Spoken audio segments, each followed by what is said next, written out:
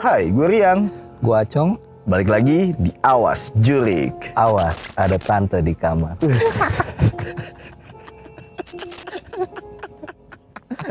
Apa kabar, Jong? Alhamdulillah. Ini hari ini gue lagi sama Acong. Selamat datang sebelumnya di Awas Jurik Chapter 2. Di episode pertama ini gue mau sharing ke teman-teman nih, Cong. Jadi dari personil band gue dulu nih. Ada yang intermezzo nih, ada yang lebih serem dari setan nih, Cong. Jadi dulu setiap mau manggung, personil kita di penjara. Lebih serem dari setan. Cong, ini mau cerita apa, Cong, lu, Cong? Katanya di rumah nih, Cong. Ada apa nih dengan tante nih? Aduh, kebetulan sih, tapi kalau rumah yang bakal gue ceritain ini, yang sekarang ini emang nggak lagi gue tempatin sih. Oh, lagi nggak ditempatin? Cuman selama berapa tahun, berarti udah ya belasan tahun lah gue hidup di situ tuh. Rumah gue tuh cukup dikenal sebagai tempat yang lumayan serem lah. Oh, emang rumah lu spooky ya? Iya, buat masyarakat sekitar gitu. Cukup dikenal lah. Rumah lu ada urban legend nih berarti? Iya, kalau ditanya sekarang sih, ya lumayan. Emang gimana nih kronologinya? Lu pernah ngeliat apa, Cong? Maksudnya apa gangguan ini, Cong? Nah, itu kalau yang legend banget di keluarga gua sendiri ya, di abang-abang gua tuh 3 bersaudara ya. Adik gue yang keempat belum ada nih. Masih bertiga. Masih gua anak ketiga, abang pertama gua almarhum sama abang gua yang kedua. Gua SD itu berarti tahun 96 lah ya. 96 97 kayaknya. Udah lama juga nih berarti nih. Iya, itu yang sampai sekarang masih terekam di gue itu yang paling tenar itu di tahun itu loh, pas gue SD. Jadi pada saat itu posisi rumah gua udah tingkat 2 dan memang ini kelihatan nggak sih rumah di belakang ini kalau di kamera? Agak blur sih. Nggak kelihatan ya, tapi Kelihatan. Ini kan tingkat nih. Ya. Atau itu kalau lo ngebayangin di depan rumah ini. Iya. Kita kanopi itu, atap kanopi itu, kita bayangin balkon lantai 2. Oke. Nah, si kamar itu masuknya dari depan, dari balkon. Dari balkon. Jadi ada gang kecil. Iya. Untuk menuju kamar itu, lo harus ngelewatin gang kecil. Oh, lorong ya? Keluar balkon, benar-benar kelihatan area luar kayak gini. Baru masuk pintu dari balkon menuju kamar. Ya. Agak ke belakang. Di atas ya. Dan itu memang dulu itu kamar bermain kita bertiga, main Sega kalau zaman dulu kan. Nah, itu posisinya itu maghrib, kebetulan ada tante gua waktu itu ya. Mau maghrib, tante gua sebagai seorang muslim tuh ngingetin lah, ayo udahan, ini udah waktunya maghrib sholat, gitu ya, sholat. Kakak-kakak gua dan gua itu beberes kamar lah, simpelnya gitu kan. Begitu kita mau turun, dilalahnya tante gua itu nyuruh gua dan abang-abang gua ngecek kamar. Untuk mastiin apa udah rapi atau belum itu kamar, karena tanggung jawab kita lah gitu kan. Habis pakai kamar, berantakan, main game, seneng-seneng di situ beresin gitu kan. Almarhum abang gua pertama nih ngintip jendela, nggak masuk dari pintu, nggak buka pintu lagi. Karena kita kan anak-anak yang males lah beberes lagi ya, mastiin ya. Cuman ya ini aja, sekedar aja. Jadi begitu abang pertama gua almarhum ngintip, pingsan. Serius lu? Serius, pingsan. Gue kenceng banget nih. Bentar, Cong. Tapi kenapa ngintip? Pasti kan pernah ada something tuh, Cong. Kalau gua ke abang-abang gua nggak tahu ya. Iya. Tapi memang sebagai anak-anak yang malas aja gitu. Ngapain sih masuk lagi? Atau kalau ada bener berantakan juga, ya udahlah besok aja. Oke. Iya. Lebih ke arah gitu ya, Terus pingsan nih. Langsung pingsan. Anjir. Jeledak. Kenceng dong. Jeledak ke belakang. Serius lu? Iya, gua belum tahu apa. Iya. Abang kedua gua teriak lah.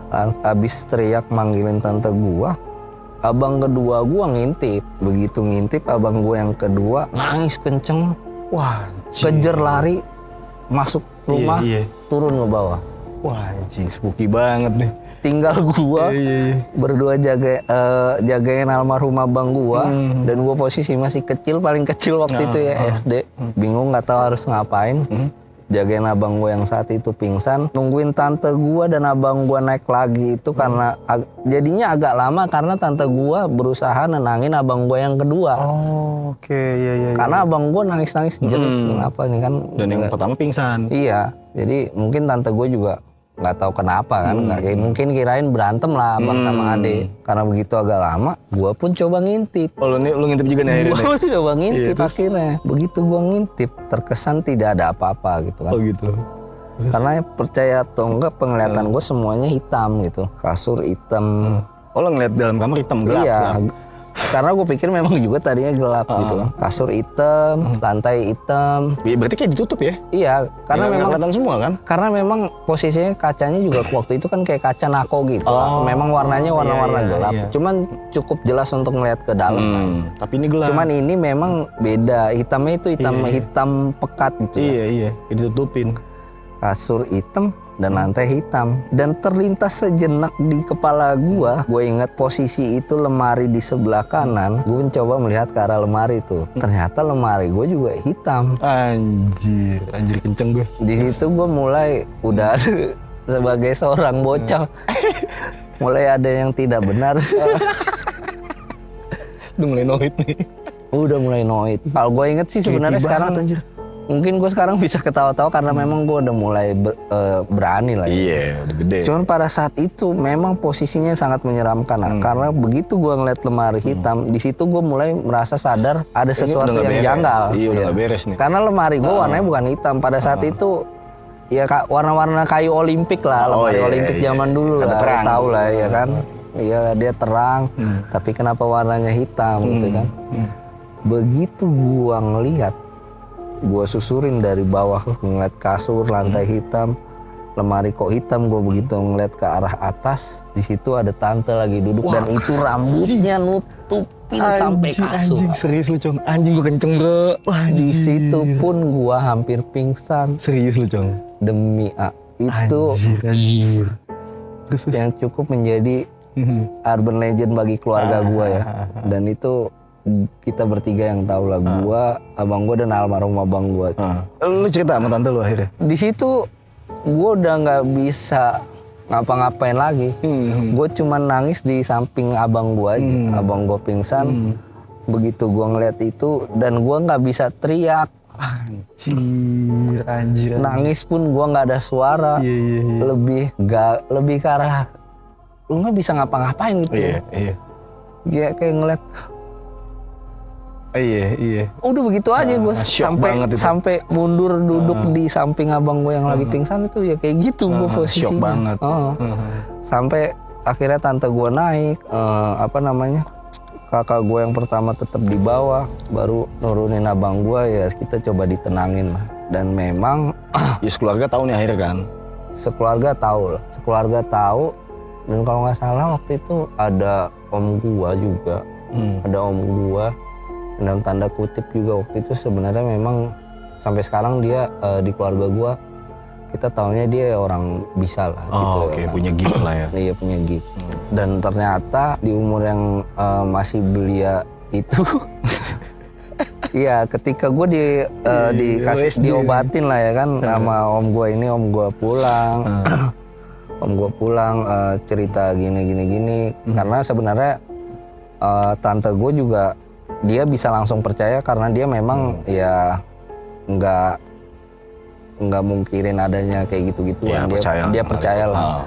Karena bertiga-tiga ini kakak beradik ekstrim semua. Kalau emang bohongan nggak mungkin lah ya kan. Atau bercandanya anak-anak gitu kan. Benar. Begitu om gua datang malam itu juga, ini tanpa sepengetahuan orang tua gua tapi kan. Oh nih, bokapnya kamu nggak tahu ya? Kalau posisi kejadian tahu. Jadi begitu om gue datang, istilahnya coba bebenah lah, ya kan, bersihin rumah segala macam, yang dinetralisir segala macam. Om gue tuh cerita ke kita bertiga tentang apa yang dilihat, tentang siapa yang dilihat, tapi tanpa sepengetahuan orang tua gue, karena mungkin kalau ditahu malah om gue yang dimarahin. Malah memperkeruh. Iya malah bikin takut. Jadi runyam. Akhirnya setelah dinetralisir udah bener-bener hilang apa gimana Jong? Enggak. Anjir enggak dong. Sebenarnya lebih ke arah gua dan abang-abang gua yang berdamai ke dia sih, bukan dia yang berdamai ke gua. Dan gua jadi nggak takut lagi ke dia gitu. Anjir. Tapi kalau orang lain pasti kalau ngeliat dia pasti takut. Iyalah. Kalau gua kan kayak yang punya rumah, malah gue ya udahlah lu selalu aja lah. Nah, jadi ceritanya sebenarnya kalau secara asal usul dulunya tahun 90 kan lebih lama lagi tuh ya. Iya. Memang perumahan itu aja Mungkin masih sepi juga. iya, di rumah itu perumahan itu bokap gue termasuk salah satu yang awal-awal ngisi di perumahan lah. Iya. Dan di masa-masa kecil gue pun di perumahan itu memang masih banyak yang belum jadi apa-apa pada saat itu tuh. Dan asal muasalnya itu tuh dulunya lagi memang sesuai nama perumahannya itu di sini ya memang bekas perairan dan perkebunan gitu kan. Nah, tapi rawa dulunya bukan ya? Rawa lah ya, rata-rata rawa lah ya. Iya, perairan lebih tepatnya, ya? lebih perairan, akses air menuju perkebunan sekitar tuh ya perumahan itu gua.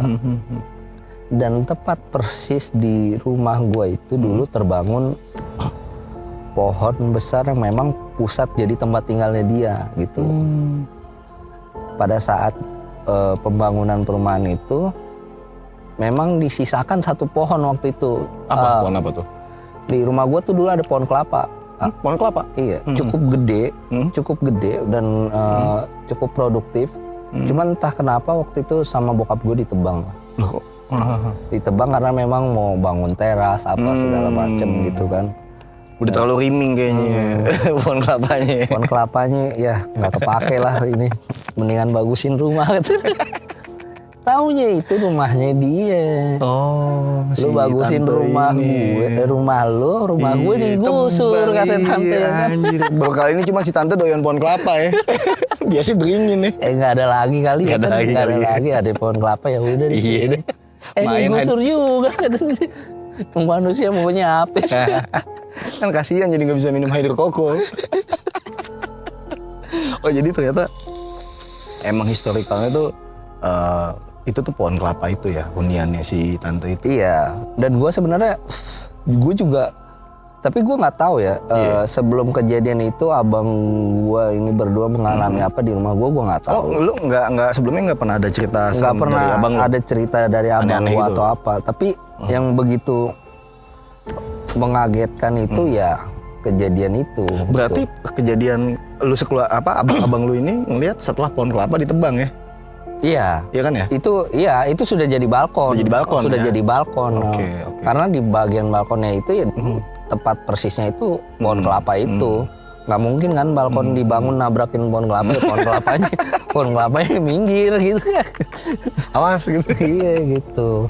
Jadi emang sebelumnya nggak pernah ya Cong ya? Ada apa sih pengalaman aneh ya? Kalau gue secara pribadi nggak pernah dan abang gue kurang tahu ya pada saat itu ya kejadiannya. Makanya dan yang jadi urban legend di keluarga gue dan abang gue itu ya itu memang awalnya. Ya abis itu gue sama om gue begitu gue ngobrol tuh. Ini gue nggak tahu om gue, maksudnya om gue secara ini nggak berhasil atau negonya gagal tidak menemukan kesepakatan gitu. Karena jadinya ya, lo yang berdamai iya, gitu kan. Sebenarnya maksudnya yang kalau gue kayak gue sekarang tahu ya kan jin bisa dibuang apa segala macem gitu ya kan. Cuman memang pada saat itu tuh om gue juga bilangnya ke kita bertiga ini cuman cukup jangan takut. Gitu. Oh, oke. Jangan takut, dia nggak ganggu. Dan yang gue pikir-pikir nggak ganggu gimana rambut kamar.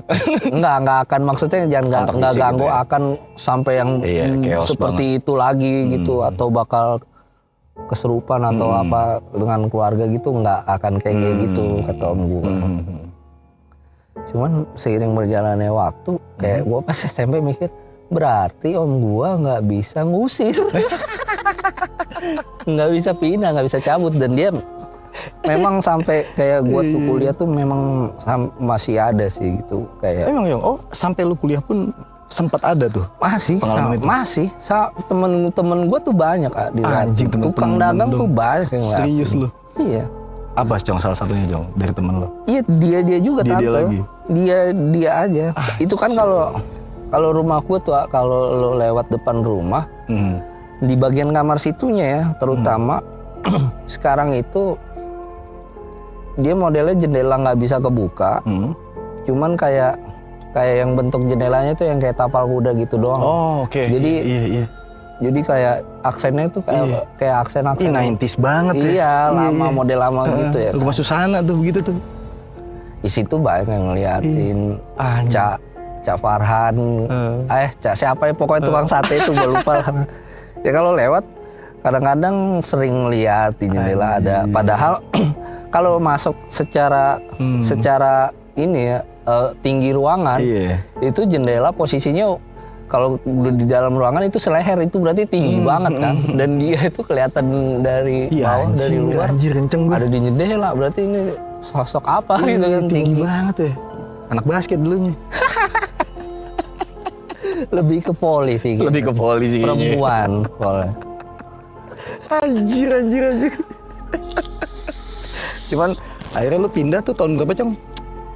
Gue pindah, nyokap bokap pindah itu almarhum kayaknya 2015 ya. 2015 ya? 2015 udah mulai separuh sih, kayak bokap udah tua, mulai nyari ketenangan gitu kan, pindah.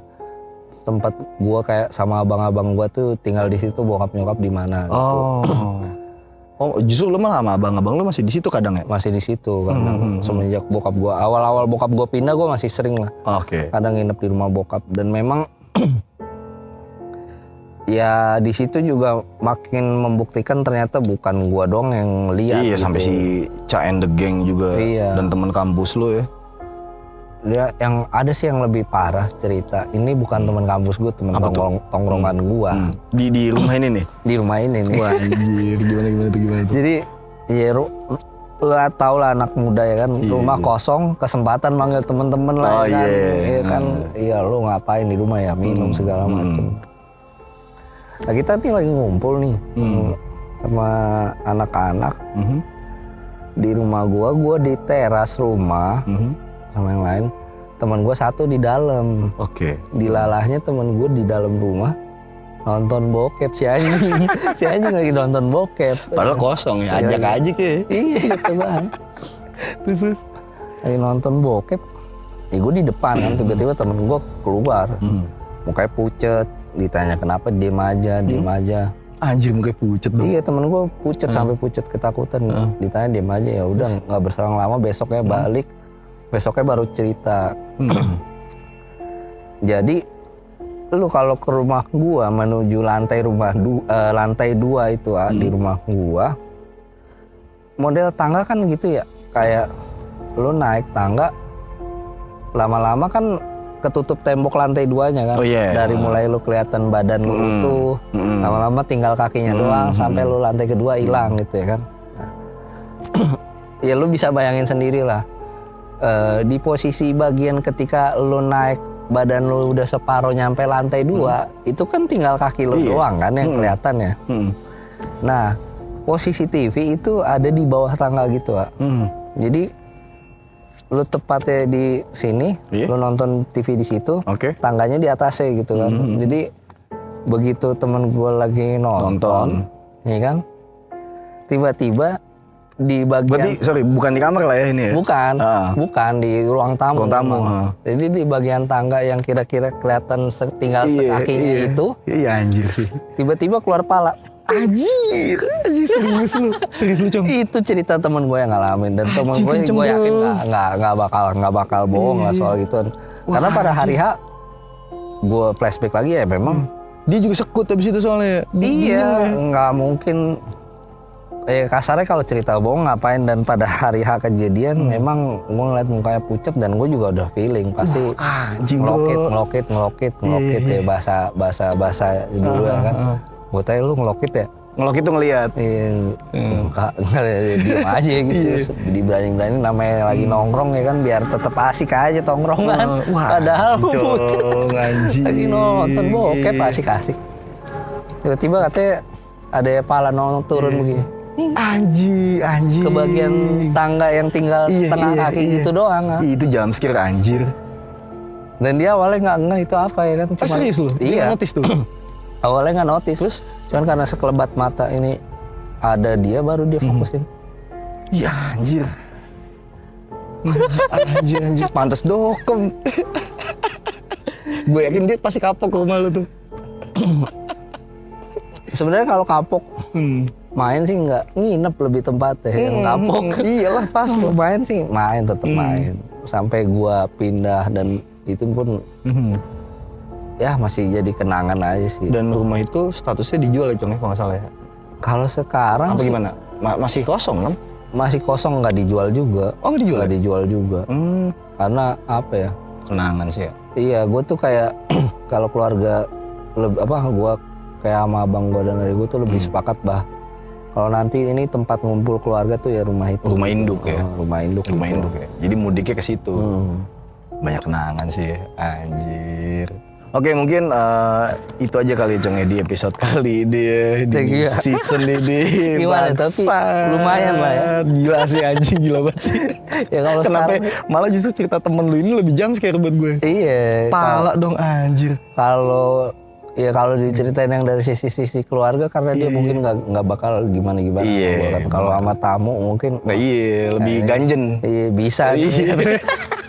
Setelah ini juga bakal next episode-nya masih di episode sama Acong nih. Itu ceritanya lebih serem lagi di kosan ya Cong ya. Iya. Oke, jadi buat lo semua jangan lupa untuk like, share, komen, subscribe, komen juga di bawah kalau ada cerita apa-apa. Lo bisa DM di Instagramnya @awasjurik. DM aja di situ lo mau podcast bareng segala macam, lo tinggal bilang aja di situ, oke? Kalau gitu gue Riang, Gua Acok. see you next episode. Awas Jurik. Awas, ada tante di kamar. Sih, sama pala jatuh. Thank you Cong. Iya.